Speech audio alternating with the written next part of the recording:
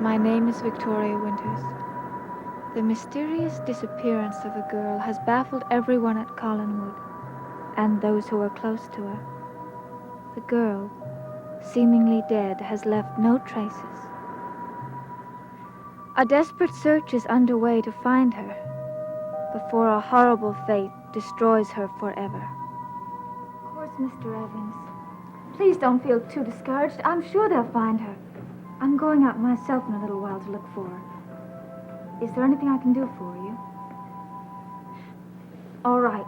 Then you'll let me know if she turns up. Well, I'll come by the cottage. Goodbye. Good morning, Vicky. Morning. Well, the phone has been ringing with a very persistent jingle all morning.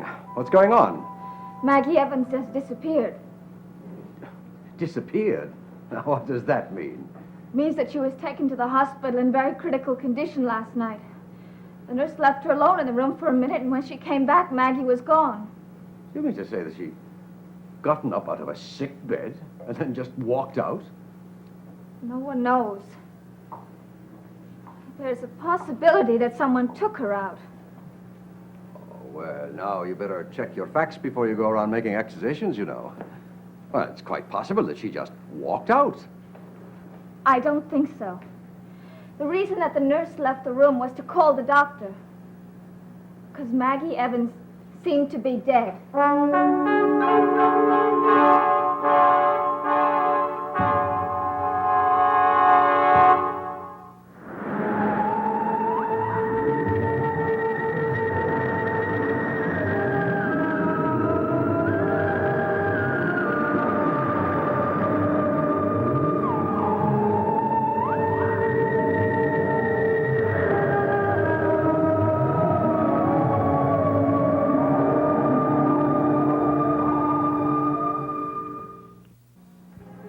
Dead? Now, what does that mean? The nurse looked at Maggie and saw that she wasn't breathing and that she had all the outward appearances of death. So she ran out to get the doctor, and when they returned, Maggie was gone. Now, I find that hard to believe. It's true. Well, I certainly wouldn't want to be confined in that hospital. Burke, Sheriff, Hi, Vicky. have you found Maggie? Not yet, I'm sorry to say. Please come in. Burke and I have been discussing certain aspects of the case, and I was hoping I could ask you a few questions, if you don't mind. Oh, of course. Let's go inside. Hello, Jason. Hello, Buck. Sheriff, this is Jason McGuire. Mr. McGuire, hello. How do you do, Sheriff? I've seen you around town. I've been meaning to have a little chat with you. Have you now? Well, I look forward to that. Shall we go inside? Excuse me. Mr. McGuire, would you be good enough to join us? Well, now, I was actually on my way to work. I think it might be a good idea if you heard this. Of course. Naturally, I'm concerned about Maggie Evans. Poor thing.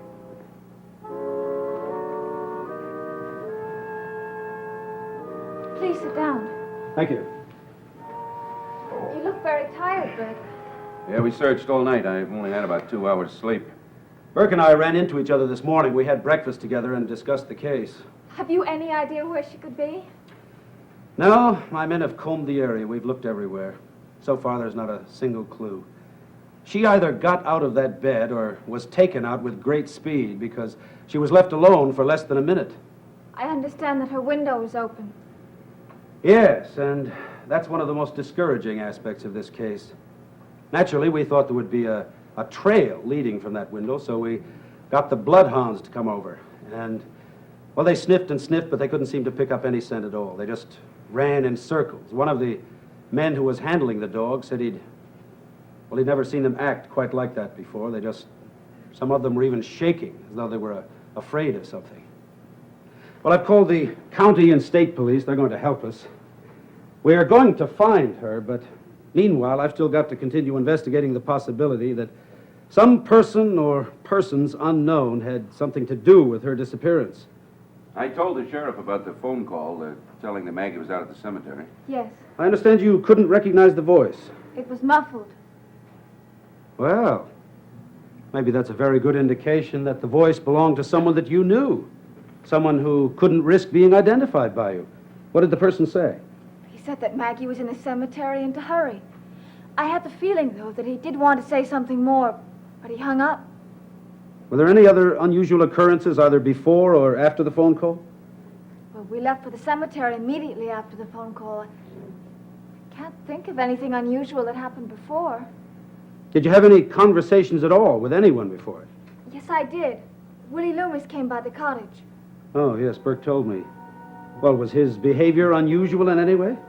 Well, he's always a little bit odd. He came by with a message from Mr. Evans.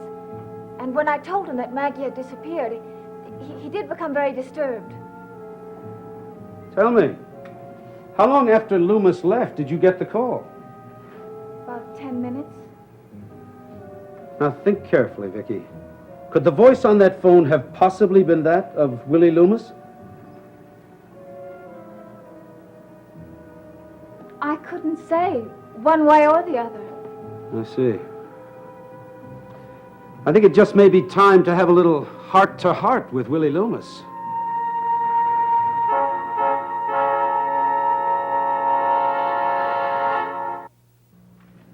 You coming, Burke?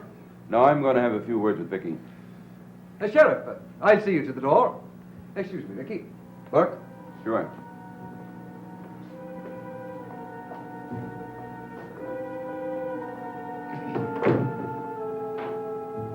Sheriff, I realize this is a very unusual and serious case. But do you think you really should be going around accusing a man like Willie Loomis? There's a difference between accusing and questioning, Mr. McGuire. Yes, well then, since you don't know him, perhaps I should tell you that he's the kind of a man that's very easily misunderstood. Well, I'm afraid I'll have to be the judge of that. He's been involved in several incidents in town. Were they also misunderstandings? Most of them, I'm sure. You brought him to town, didn't you? Yes, well, we just happened to be traveling together. He has a police record. Yes. Well, he spent a little time in jail, but it wasn't for anything very criminal, you know. It was, A misunderstanding. That's it. Exactly. Tell me, Mr. McGuire, do you also have a police record? I'm sure you checked me out at the same time as Willie Loomis. Just the routine, you know, strangers in town kind of thing, that's all. Did you find anything? No, you seem to be clean.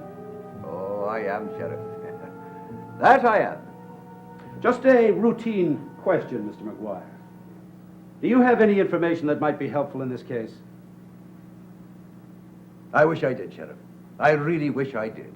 I don't have much patience with people who withhold information. Oh, no, neither do I. Well, it's been nice talking to you. Yes, it has been pleasant, hasn't it? Well, let's hope it stays that way. I'm going to go down to the old house now and introduce myself to your friend Willie. Well, I hope you two get along as well as we have. I hope so.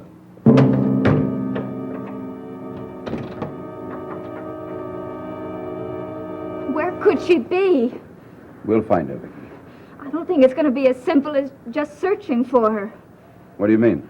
Well, everything that's happened to Maggie lately has been unusual and strange. There's one thing that disturbs me more than anything else. What's that? It's what the nurse said. That Maggie was dead. Vicky, don't jump to conclusions. I'm going to go talk to that doctor right now. You want to come along? Yes, I would like that. He can clear it up for us. In all probability, the nurse made a mistake. Did she? Did she really?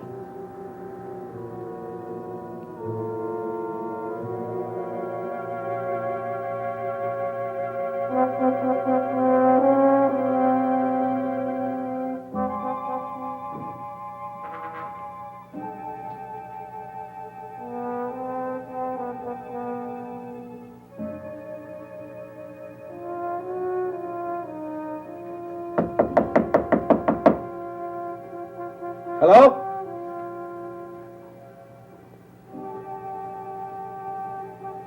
Anybody here?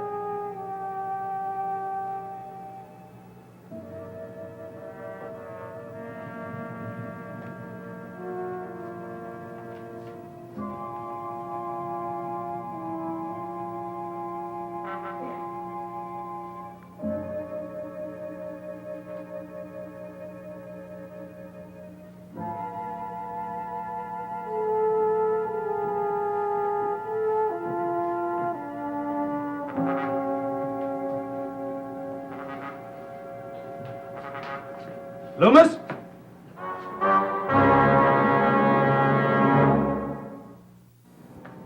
You're Willie Loomis, aren't you? Yeah, I am. What's the matter? I didn't expect to see anyone. You took me by surprise. Well, I knocked. The door was open. No one answered. Is Mr. Collins here? No, he isn't. When do you expect him back? Tonight sometime. I say, well, actually, it was you that I wanted to talk to. Me? Well, what about? I'm investigating the disappearance of Maggie Evans. You know her, don't you? I know her. Can you account for your time between 9 o'clock last night and 6 a.m. this morning? Yes, sir. I was in Bangor. All night? Yes, sir. Got back this morning. Is there anyone who can testify to that? Well, yes, sir. Mr. Collins can. Is that all? No, it isn't.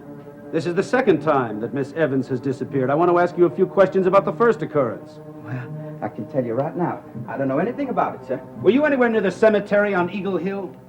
No? That night you went over to the Evans house. You had a conversation with Miss Winters in which she told you that Miss Evans was missing. Yeah, that's right. Yes, and she said that you seemed very disturbed when she told you that. Well, yeah. I mean, I was worried about her. I mean, she's a nice girl, and I hope she was all right. What did you do when you left the Evans house? Well, I came up here. Now, Mr. Evans will tell you that. Did you make any phone calls? There's no phone here. I asked you if you made any phone calls at all. No. You didn't call the Evans house again and have another conversation with Miss Winters? No? You didn't tell her that Miss Evans was in the cemetery? Did she tell you I did? I'm asking you. Well, I didn't, honest. Loomis, you listen to me. If you have any information about this case, you better come out with it right now. I don't. I swear I don't. Your police record is sitting on my desk, Loomis. A lot of strange things have happened in this town since you came into it. Now, I'm warning you. I'm going to watch you like a hawk. And if you step out of line, I'm going to send you back to prison to do hard time. Is that clear? Yes, sir. And if that girl turns up dead, I'm going to book you on suspicion.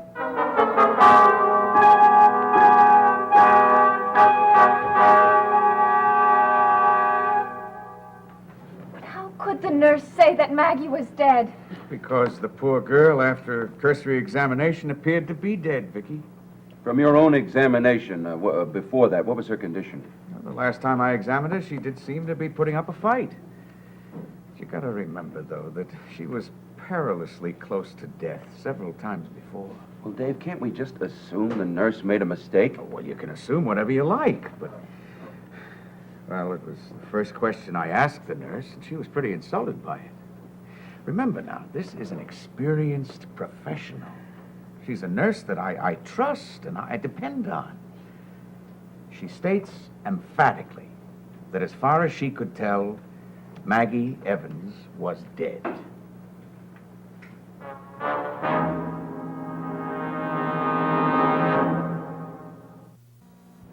Doctor, if Maggie Evans was dead, that means someone took her body. I think that's unlikely. So do I. Well, then what do you believe?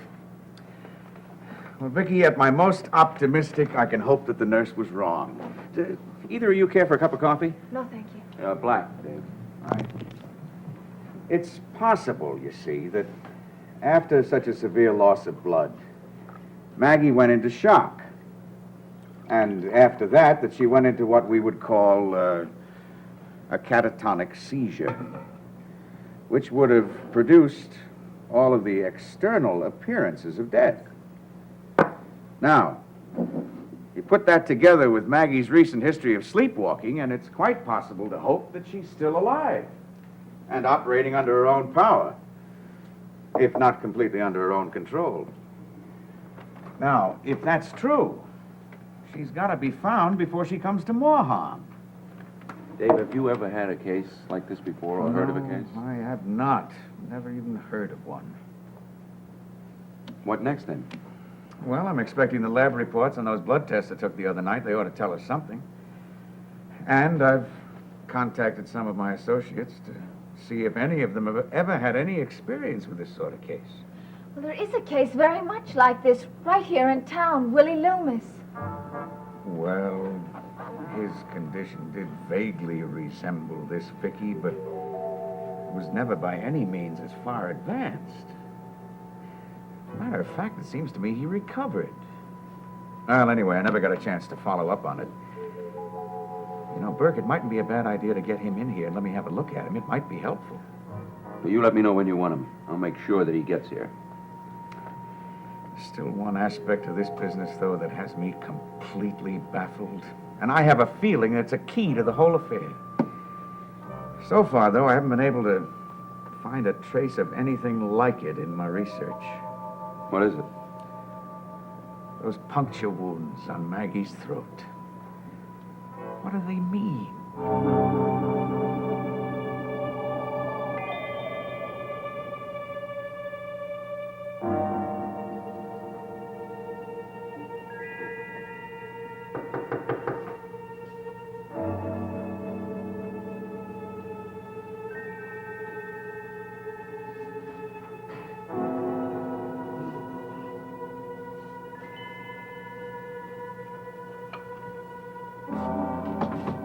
Jason.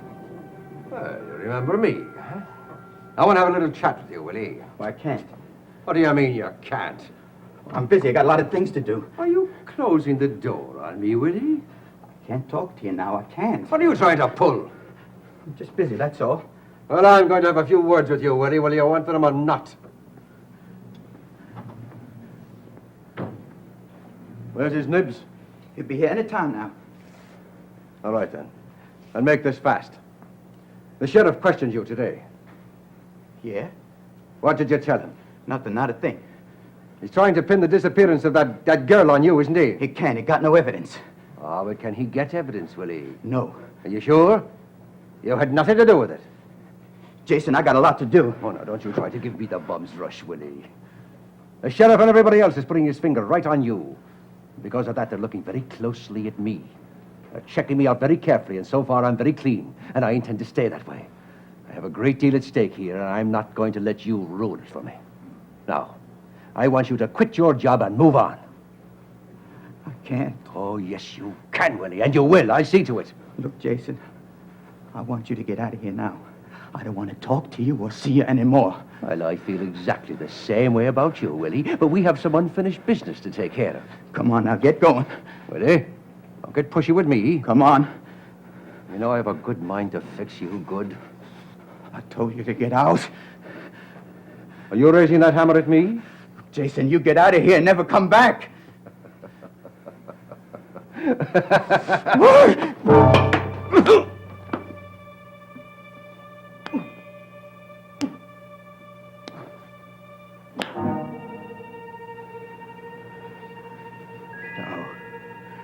That's just a start, Willie. Just a sample of what you're going to get if you don't clear out of here. Now, you're going to do exactly as I tell you. Because if you don't, I'm prepared to go all the way, Willie. I'll go all the way, my boy. And you know that I will.